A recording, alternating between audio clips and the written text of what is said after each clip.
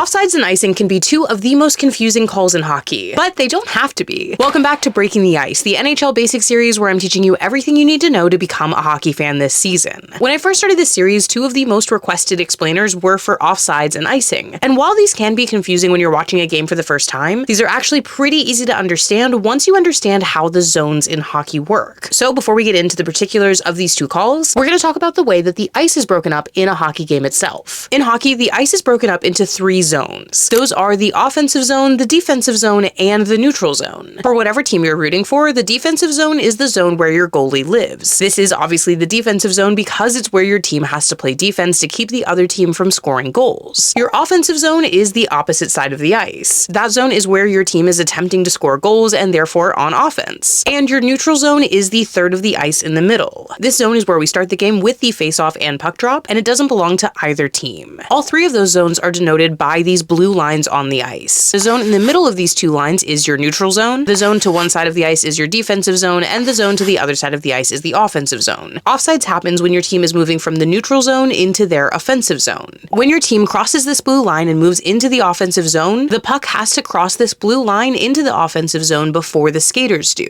If a skater crosses over that blue line before the puck does, they would be considered offsides. However, there is one exception to this, and that is if the player has control of the puck. So for example, if your center is moving the puck up the ice and is moving into the offensive zone, if he has complete control of the puck, he could cross that blue line before the puck itself does. However, if his left winger, for example, is skating faster than him and crosses that blue line before the puck actually crosses the ice, which he does not have control of, that left winger would then be offside. Once an offside call is made, we do stop play and move to a face-off. Now let's talk about icing. Now that you understand the zones, there are two other lines on the ice that you need to understand for icing. Those are the red lines on the very far side of either side of the ice. That red line crosses the goal, and it's called the goal line. That line is actually what determines when a goal is made because the puck crosses over that goal line. It also determines icing. If your team is on defense and hits the puck out of their zone attempting to stop that play, if the puck then goes all the way across the ice and crosses the other team's goal line, it then becomes icing. Gameplay is stopped, icing is called, and we go to a face-off again, but the face-off itself is in the offending team's defensive zone, and they are not allowed to make a line change. Offsides and icing, I think, become confusing for new fans because they happen during the action of the game, and they can be a little hard to catch if you don't understand why they're called in the first place. Now, hopefully you understand them, and the next time you watch a game, you can explain that call to your friends. Whether you're new to hockey or you've been watching for a long time, drop any questions you have about the NHL in the comments down below, and I'll be sure to include them in the series. And be sure to follow along not only for the rest of this Hockey Basics series, but for my takes on any big news happening in the NHL this season.